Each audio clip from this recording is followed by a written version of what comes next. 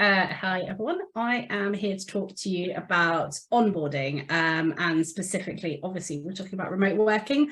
So I'm going to talk to you about the process that we put in place, what I've learned from it, and hopefully give you some sort of tangible takeaways of things that you could perhaps start to do as part of your onboarding. I talk about onboarding because ultimately it's part of culture. So getting people involved in that culture from right back when you first meet them through to bringing them into the team. So, it's much more than just about bringing them in, onboarding and being good at their role. It's actually about making sure that they become part of your team and part of the culture and build that over time. So just a bit of context. I'm currently the COO of Fundamentally Games. I'm one of the founders. We're a living game publisher. But I've built two teams over my career. My first was a work for hire game development studio back in 2007, which I grew up to about 25 people over about 7 years. Then we had a physical office and frankly, no clue what we were doing.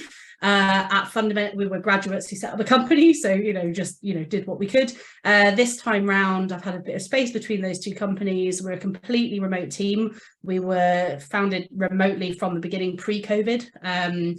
Now we've been running for sort of nearly 3 years. We're about 13 people, and we've put in place all of the stuff we do now to be a remote team. In my opinion, working remotely doesn't make any difference to the importance of culture, and it doesn't reduce the potential and ability to build a great culture. However, it does mean that you need to be more proactive and structured with how you do it. I personally think that if I ever went back to an in-person team, I would do exactly the same things I do now, because actually it's all really valuable and I think it should be done whether you're in person or remote.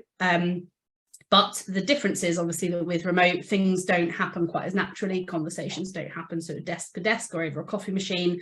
But it doesn't mean that those moments don't need to be created, and they can be facilitated remotely. And from my personal experience in this team, we have, I think, built a culture that is as good as one if we were in person. And that's been a really important factor for us. So hopefully I can sort of share some of the key things we do as part of the onboarding to help everyone else who's doing the same thing.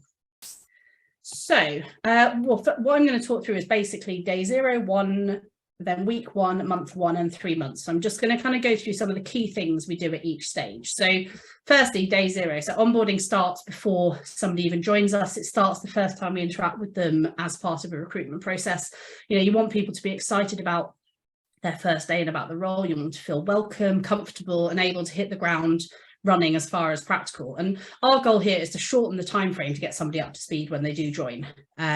We want to enable people to do that for themselves as much as possible, and we really see our job as giving them the conditions to do so. Additionally, we want to identify as quickly as possible those that are going to struggle, and so we can address it head on and work with them to overcome those issues. So some key things that we do prior to someone joining, obviously interviewing. But I find interviewing really challenging, actually. I think there's a lot of skill in being a good interviewer, and it's not something that, I've ever had the opportunity to do training on. But I have spent quite a lot of time trying to get better at it and evolving our process. I think I could probably learn a lot more, but, I think there's some really basic things. So obviously, what are you trying to achieve? You're trying to check that they're good for the role, they're good for the fit for the team, and also communicate who you are, because ultimately it's a sale, it's a process both ways. You're trying to sell to them. So some of the things that I just want to pick on a key. I'm not going to talk through exactly what we do in every step, but I just want to pick a few of the key things. So firstly, don't ignore your gut. Human beings shortcut decision-making process with gut feel. Emotion can help us make effective decisions as part of a larger set of criteria. You're going to make a gut feel quickly, but it is a vulnerable process because you have biases. So you shouldn't ignore your gut, but you also need to use it as part of a wider decision-making process and check your biases when you do.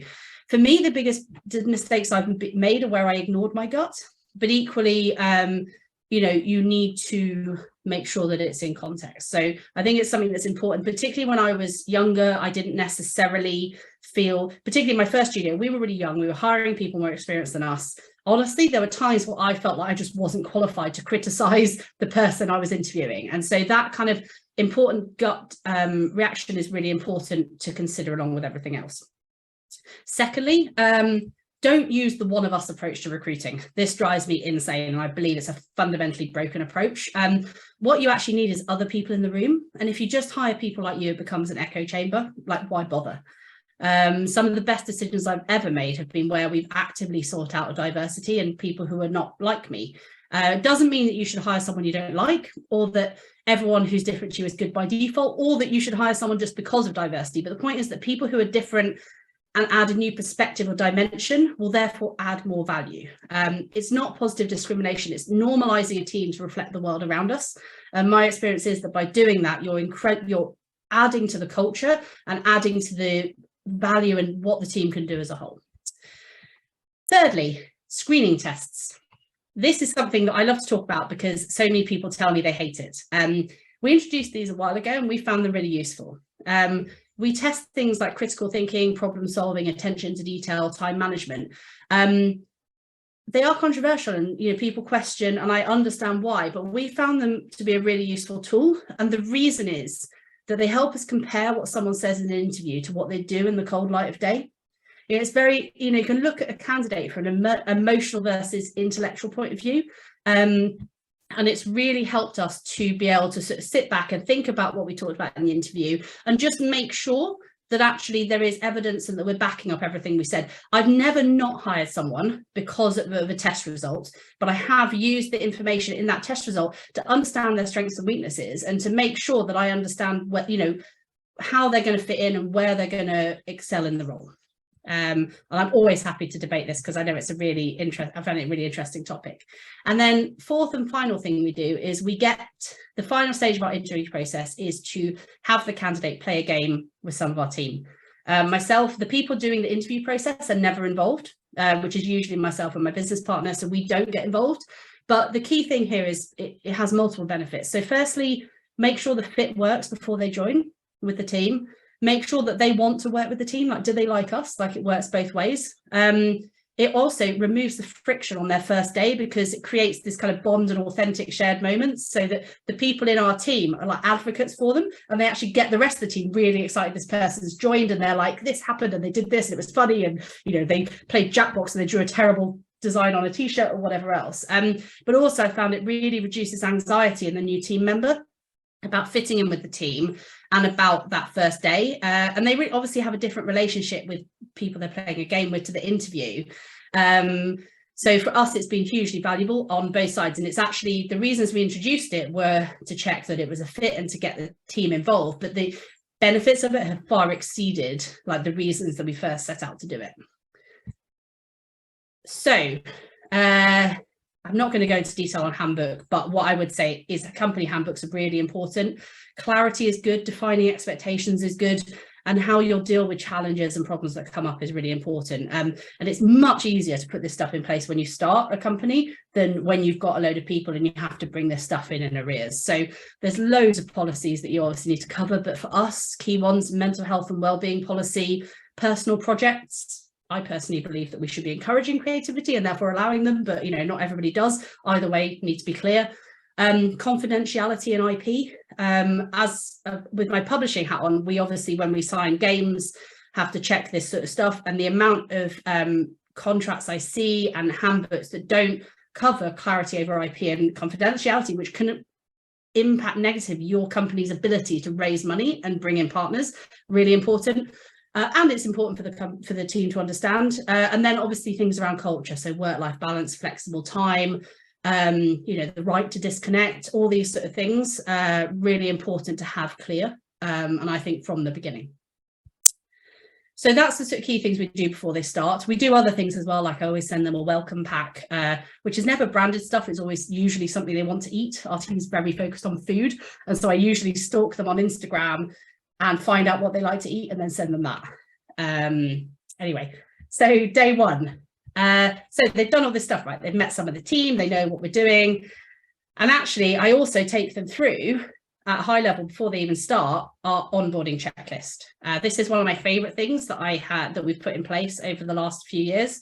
And basically what it means in advance is that we, as the people employing them, have to really sit down and plan out the first few months of a new starter, what we need them to do, what success looks like to us, what the role needs in more detail than just what's in the job spec, what support they need to do it. And actually it makes us put time aside in advance to deliver the support they need. And then over time, we use that checklist so the employee gets it in advance. They see, and we literally check off all the things. So there's generic stuff like, you know, everything from get logistics set up to, you know, have a, you know, but also, so there's all this sort of generic thing, get to know the team, have a coffee morning with the team, but also specific role stuff. So, you know, all the things that we need to do to onboard them and train them in their role. And that's obviously on a person by person basis, but it helps us over time because we can track progress and it makes the team member feel successful. So they know what we're expecting and they know what they're expected to do and whether they've achieved it or not. It makes them not feel lost. You know, I think that's obviously a big thing. Like when you start a company, you don't know if you're doing enough. You know, this tells them what we expect them to do. Also, it's very clear what they need to do to pass probation. I hate the thought that anybody ever wonders how they're doing in towards their probation. That to me, if your team member is thinking, I don't know if I'm currently on track to pass probation or not, you have failed in your onboarding, because they should know that where they are right now, how they're doing. And that's really important. That's your job to communicate that to them. And ultimately, you're trying to set them up for success so they know what success looks like. We always do things like on the first day, make sure that they've got something they can achieve and this stuff. And we use this through the first 2 months of the process and we evolve it and so on. And if anybody wants more detail on how we do this, I'm very happy to share because I've spent a lot of time building Notion templates for this. But I think this has been one of the most useful things that we've done.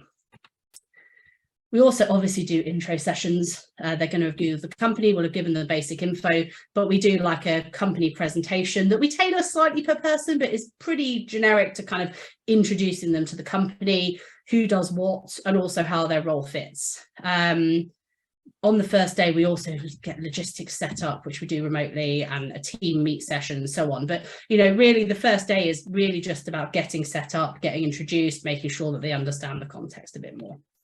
And then we set them a first task. And the key here is they have a first task on the first day that they can complete on that day. And it sounds a small thing, but it's a sense of achievement. I mean, it's basically what we try and do in games, right? You want someone in their first play sessions to feel they've achieved something.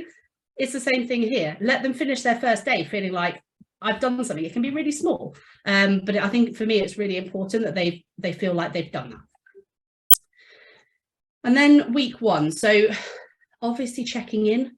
But I think, you know, it's very easy to get bogged down in the task and everything. And we always make sure that the person checking in is not necessarily the person who is responsible for their overall training and onboarding. It's just really good to have someone be like, hey, are you okay? These days, it's often me doing this because it'll often be someone else involved in their onboarding, but it's just a really nice thing to do. And then coffee chat. So this is recreating the water cooler moment remotely. So we ask all team members in the first few weeks of a new person start to have a coffee chat. And a coffee chat is a 30-minute, sometimes 60-minute. I think they all do 60 and I don't notice. But basically, it's just a chat with each team member one-on-one where they don't talk about work. And we encourage this with everybody. So people you work with day to day, but also people you don't. And just talk about non-work related things, just get to know each other. We do like people to do this ongoing. So we always encourage people to keep doing this over time. But particularly in that first few weeks, we ask everybody in the team to make sure that they introduce themselves and set up a coffee chat with the new person. Then we go into month 1. So obviously we're following our onboarding plan. They know what we're reviewing it every week. So when we do the check-in, we're saying, what are we supposed to have done this week? Have you achieved those? Have you got any questions? What were your tasks? What's coming up next week? These are the things we're going to be training. These are the things you're going to be doing, et cetera, and evolving it. But at some point, that onboarding plan is going to get close to the end, right? They probably depends on the role, whether it's a month or 3 months. I don't think I've ever completed it in less than 6 weeks. For more senior people, it tends to go a bit more quickly. For more juniors, I would say it can take 3 months to get past it. But honestly, for a junior, I would be looking at 6 months to get them fully onboarded and up to speed. We've just had a new producer join who's very experienced. She's about 6-7 weeks in now. And we're just today said, you know, we're now moving from onboarding. Anyway, we then switched to personal development plans. So I don't believe in 360 HR meetings. I've never had one because I've never worked in a big company, but I don't like the sound of them. we're trying to set people up for ongoing success. We also recognise that we're not going to keep a person in our company for life. While even if they're the best person ever, at some point they're going to move on. And we want to try and set them up for staying with us as long as possible, but also that if they do leave, we've helped them in their career, and also that they'll probably be an advocate for us, to other people. So for us, it's an inevitable part of that, and we want to build them as a person as well as within their role. So what we do as a personal development plan, it's all the things that sort of reviews do. So we look at what's gone on, we look at recommendations, and we look at actions, but we tie it into a long-term development program. We don't ignore what's happened in the past if things have gone wrong, but we focus on the future and working out together how to learn. So it's basically, what is it you need? We look at key elements of their role. Where are they now? What's happened? What's needed? What do they need to be able to do better at that? Is it training? Is it support? Is it agency? Is it, responsibility? Is it more support, less support, various other things? And then we agree actions for the next few months. And we do this every 3 months. We set this up usually about a month in, 6 weeks in. But the key thing is you never, ever, ever, ever say bad news for a review. I never want anybody to come to one of our PDP sessions not knowing what we're going to be talking about, because that sucks. Like the idea that someone is going to be worried about if they're going to get told off is just horrible. Like the anxiety that causes, and that's not helpful. So for us, we tell bad news at the time. If there's a problem, we talk about it at the time it happens privately, and then we acknowledge it and we work out. We always tell good news at the time, usually publicly, and we have like lots of we have a great achievement system we've just put in place actually on Slack called Impulse, which is really cool. But the PDP is like summarizing and reviewing what's happened, so there's never a surprise. If things haven't been going well, they already know that, and we talk about it and work out how we can resolve it together, but we never save that kind of news. And it's not just about the role, it's about their career. So what do they need? What do they want and need for their career as well as their role that we can help them with? Then we get where it's a bit more established. I would say usually this is 3 months in, as I said, but it can depend. And then we're looking at, well, how do we get somebody really engaged with the company as a whole? So at this point, hopefully they're engaged with their role, but we want more than that. We want people to contribute to the success of the company as a whole. We want to be on a common endeavor, and we want people to feel part of that. So there's lots of different things you can do, but the things that we've been doing that's really worked for us are strategy days. So every 2 months we do a full day, usually online. We have done it a couple of times in person. We tend to meet up sort of 2 or 3 times a year in person, but we get the entire team together to solve problems that team members have identified. So it can be anything. It could be something that I've identified that I'm worried about that we're trying to resolve, like maybe there's a blocker in our process, or maybe it's something that one of the team have identified. We like it when it comes from the team, but it's not role specific. And it's something that we say, well, there's a question here. How can we work on that together? We've actually used it to improve our onboarding process. So some of the stuff that I've got in our onboarding process came from a strategy session where I asked the team what else we could do to onboard people better. So based on their experience, we've done it for like how to, communicate better with our developer partners, loads of different things. And the benefit is it builds that common endeavor. People are contributing and feel like they're contributing to the whole, but also they understand a lot more about what the company's doing, because they're involved in actually that process and how their role fits within that. And then the other thing we do now is once a month I do a company update. It's really short, 30-minute call, often takes less time, but I talk through our mission, our current KPIs, the status of the projects, the current business problems we're trying to solve, which is really useful, because then people see, they'll often hear, Oscar or I, talking about, we need to focus on this or whatever else, but understanding why we're saying that is really useful. And it's really helped a lot of people. Our team have said to us that it's helped them to prioritize better their own tasks, because they understand the context of which they're trying to work. I also do shout outs to team members who've done something awesome. We talk about the current business goals for the next month. And actually this company updates came from a strategy session as well, where the team said that this was something they'd like to have more information on. So, and then finally, so, as I said, we're not trying to hiring people to build individually. We're hiring people to contribute to the successful growth of the company as a whole. And, that happens from day one. Doing this remotely just means you can't be lazy, in my opinion. You can't get away with things being ad hoc. You have to be organized, you have to plan, and you have to really think through what builds a team and a culture and put things in place to make that happen. I said I would apply this in person if I was to do it now, but I think being remote has forced me to think about it, and we're always evolving this process. I'm always taking ideas from our team. The idea for playing a game came from a woman called Stephanie Bouchard, who runs a studio in Canada. I was on a panel with her at Pocket Gamer, and she said she did that. So all of these different things, like we learn from, we see what works, and we're constantly evolving it. And I think if you're proactive and take it as something to do, we found that, our team are more engaged and they really do contribute more to the whole, and they get up to speed a lot more quickly than they did before. And that's it. I hope I'm in time. You are. Yeah, no worries. Thank you so much for that. There's no questions here, but I've got a question for you, which is, when you're interviewing people, do you do it wholly online, or do you meet face to face during the interview process, even if they may be working remotely afterwards? So we do it completely online. And actually, so when we first started the company, like pre-COVID, I said to Oscar, the one thing I don't want to do remotely is interviewing. And he was like, it'll be fine. And I was like, no, I have to meet them in person sometime during the interviewing process. And we did at first, and then COVID hit and we couldn't. And honestly, he was completely right. Like, we have, obviously everybody had to do it, right? And through having to do it, you adapted, and yeah, it's been fine. We hired people at the beginning of COVID. We didn't meet for nearly 2 years in person. And actually, by the time I think COVID ended, we had about 8 people, and I think we'd never met any of them in person. And I was really nervous the first time we all met up. It was the Pocket Gamer last year, and in London, and they were all hugging each other. And it was so nice because I was like, I don't know what it's going to be like. It's really weird, but it was absolutely fine. So no, it's definitely all remotely. And